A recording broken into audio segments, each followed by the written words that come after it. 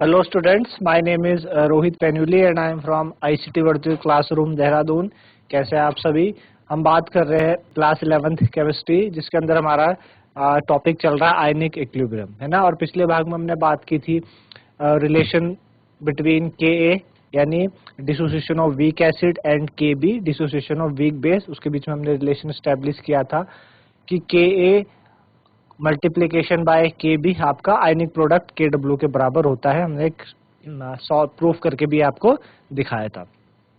साथ ही साथ हमने कुछ न्यूमेरिकल्स किए थे उससे रिलेटेड, है ना। फिर हमने बात की थी आपके एसिड की बेसिसिटी को लेके और बेस की एसिडिटी को लेके हम बात कर रहे थे। तो आज वहीं से टॉपिक आगे स्टार्ट करेंगे। तो उसी को करने के लिए चलते हैं बच्चों स्मार्ट बोर्ड की तरफ। तो कल हम बात कर रहे थे डाई बेसिक और पॉली बेसिक एसिड्स को लेके, ठीक है ना। हमने कहा था कि ऐसे एसिड्स, है ना, जिनकी जो आपकी बेसिसिटी होती है वो आपकी मोर देन 1 से ज्यादा होती है, उनको हम क्या कहते हैं? पॉली बेसिक, या हम उन्हें पॉलीप्रोटिक एसिड भी कहते हैं, ठीक है ना। Some acids like oxalic acid,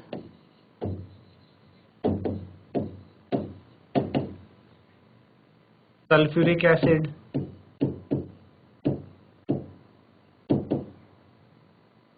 and phosphoric acid,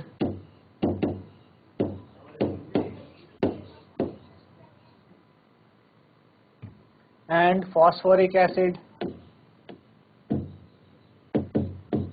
Some acids like oxalic acid, sulfuric acid, and phosphoric acid have more than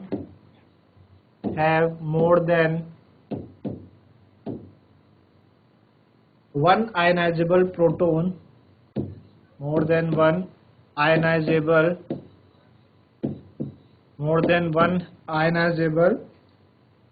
proton per molecule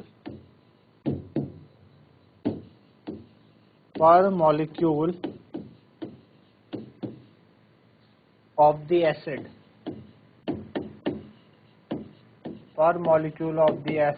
उन्हें हम क्या कहते हैं? आपका ऐसे acids are known as polybasic और पॉलीप्रोटिक, पॉलीबेसिक और polyprotic acid, है ना। इन्हें हम क्या कहते हैं? पॉलीबेसिक या पॉलीप्रोटिक एसिड हम इन्हें कहते हैं, क्योंकि इनके पास क्या होता है? एक से ज्यादा आयनाइजेबल एटम होते हैं, ठीक है ना। जैसे कि अगर हम बात करें, हमारे पास H2SO4 है ना। हम डाई बेसिक एसिड की अगर बात करें, कल भी हमने बात करी थी डाई बेसिक एसिड की बात करें,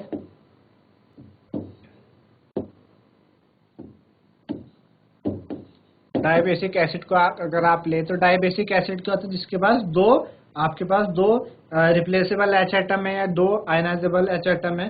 जैसे कि H2SO4 की अगर हम बात करें, सल्फ्यूरिक एसिड, तो जब ये डिसोशिएट होगा तो इस तरीके से टूटेगा, H प्लस में और प्लस HSO4 नेगेटिव में। पहले ऐसे टूटेगा, देन आपका HSO4 नेगेटिव आपका डिसोशिएट होगा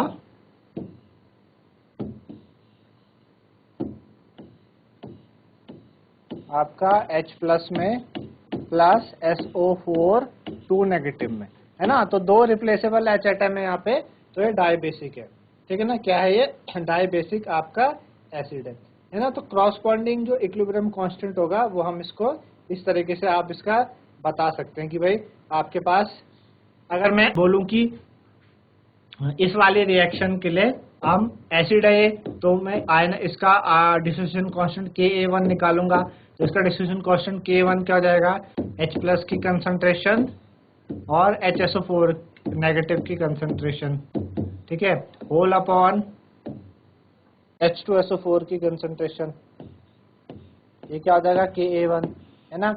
ऐसी दूसरी रिएक्शन के लिए मेरे पास, इस वाली रिएक्शन के लिए क्या हो जाएगा? Ka2 हो जाएगा। Ka2 क्या हो जाएगा? H प्लस की कंसंट्रेशन और SO4 2 नेगेटिव की concentration whole upon H SO4 negative की कंसंट्रेशन, है ना। तो इस तरीके से आपके पास क्या हो जाएगा, K2 हो जाएगा। तो यहाँ पे K1 K2 क्या है, फर्स्ट और सेकंड आयनाइजेबल कांस्टेंट है एसिड के लिए, जिसके पास 2 रिप्लेसेबल H एटम है। अगर 3 होंगे, जैसे H3PO4 का एग्जांपल आपको दिया था, है ना, फोस्फोरिक एसिड होता है ना H3PO4, आप देख पा रहे हैं इसमें 3 H एटम है, 3 जा सकते हैं, तो इसके पास 3 हो जाएंगे इनका ionization constant K1 K2 K3 इस तरीके से, है ना, ये हो जाएंगे। तो जो वैल्यूज होती है आयनाइजेशन कांस्टेंट की वो इस तरीके से होती है।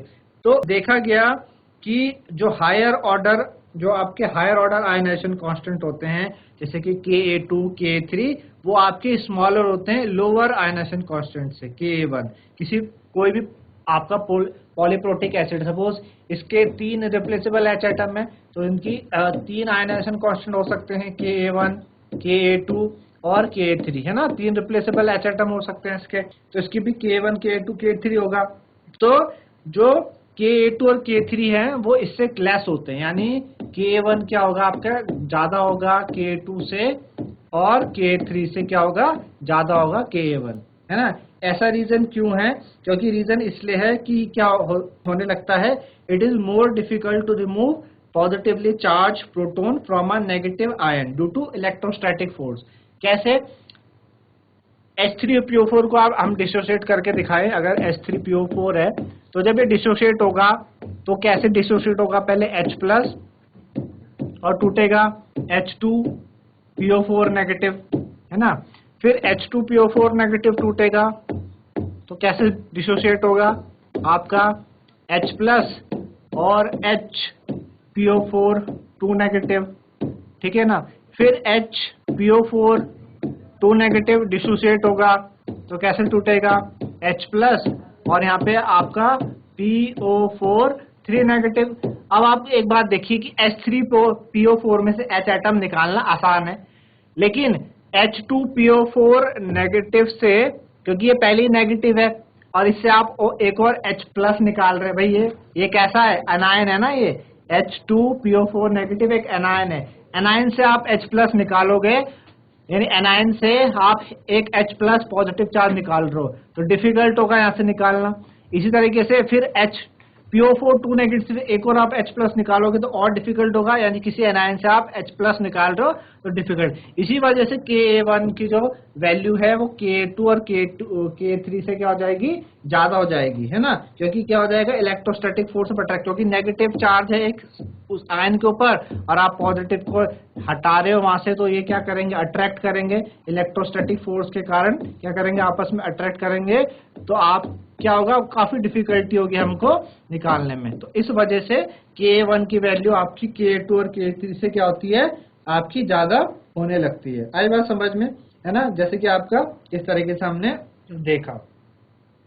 तो पॉलीप्रोटिक एसिड सॉल्यूशन होते हैं जो उनके पास मिक्सचर्स ऑफ एसिड होते हैं, है ना, पॉलीप्रोटिक एसिड में सॉल्यूशन मिक्सचर ऑफ एसिड होते हैं। आप जैसे देख पा रहे हो कि अगर आप इसका सॉल्यूशन बनाओगे तो आप मिक्सचर ऑफ एसिड आपको ये भी मिलेगा, H2PO4, H3PO4 में आपको H2PO4 भी मिल रहा, HPO4 2 नेगेटिव मिल रहा, PO4 3 नेगेटिव मिल रहा, तो इतने सारे आपको मिल रहे, है ना। तो ये वाला आपका जो आपके पास क्या है, आपका H3O4 पहला टूट के H2PO4 नेगेटिव उसने बनाया, तो पहले वाला क्या होगा, आपका स्ट्रॉन्ग एसिड होगा, ठीक है ना, क्योंकि जो प्राइमरी रिएक्शन है उसमें क्या होता है, डिसोसिएशन होता है इन चीजों का। तो इस तरीके से ये आपके इस तरीके से ये क्या करते हैं, अफेक्ट करते हैं एक दूसरे को, ठीक है, आई बात समझ में। चलिए उसके बाद क्या क्या फैक्टर हैं जो एसिडिक स्ट्रेंथ को क्या करते हैं, अफेक्ट करते हैं, कौन कौन से ऐसे फैक्टर हैं जो इसमें एसिडिक स्ट्रेंथ को क्या करेंगे, अफेक्ट करेंगे, उनके बारे में हमें समझना है कि कौन कौन से ऐसे फैक्टर हैं which affect acidic strength. Factor affecting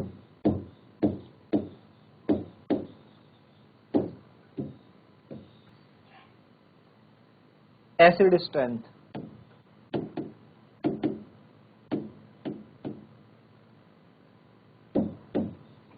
ठीक है, फैक्टर अफेक्टिंग एसिड स्ट्रेंथ, ठीक है ना। तो जैसे कि अभी हमने डिस्कस करा कि जो स्ट्रेंथ है एसिड और बेस की, वो हमने देखा कि हम एक स्टेज पे आए जहाँ पे हमने पीएच वैल्यू हमने किसी भी एसिड की हमने पीएच वैल्यू उसके सॉल्यूशन से निकाली, है ना, किसी सॉल्यूशन से निकाली।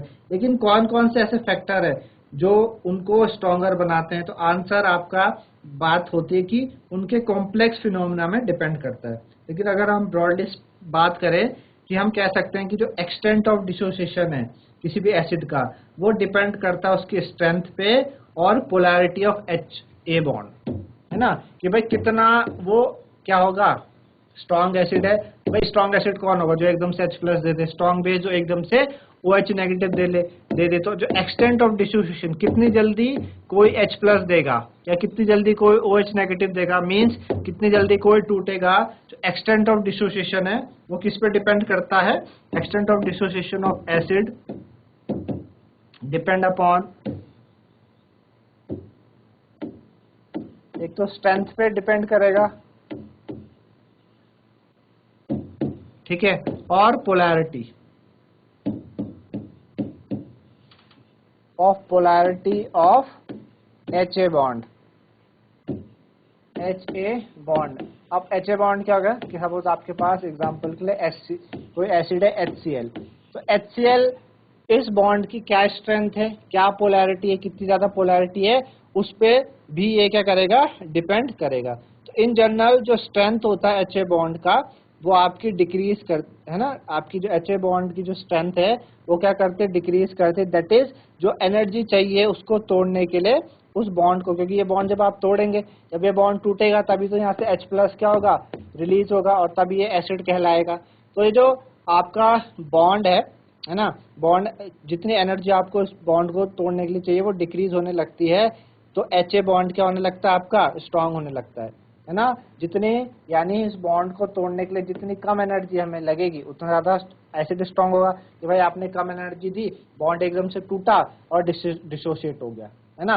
तो अगर ये जो एनर्जी है, एनर्जी रिक्वायर्ड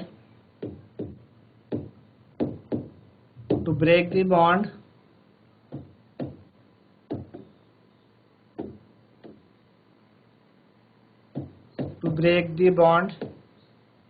डिक्रीजेस, कम होती चले जाएगा एनर्जी, तो stronger will be the acid, उतना स्ट्रॉन्गर क्या हो जाएगा, आपका एसिड हो जाएगा,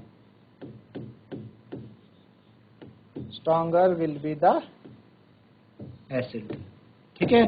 तो बेसिकली ये बात है हमारे पास। इस तरीके से आपने समझा बेसिसिटी ऑफ एसिड के बारे में, और साथ ही साथ क्या फैक्टर्स हैं जो एसिड की स्ट्रेंथ को अफेक्ट करते हैं। तो मेरे ख्याल से समझ में होगा आपको। आज हम यहीं पे रोकते हैं, इसको आगे कंटिन्यू करेंगे। तो आज के लिए इतना ही था, धन्यवाद, हैव अ नाइस डे।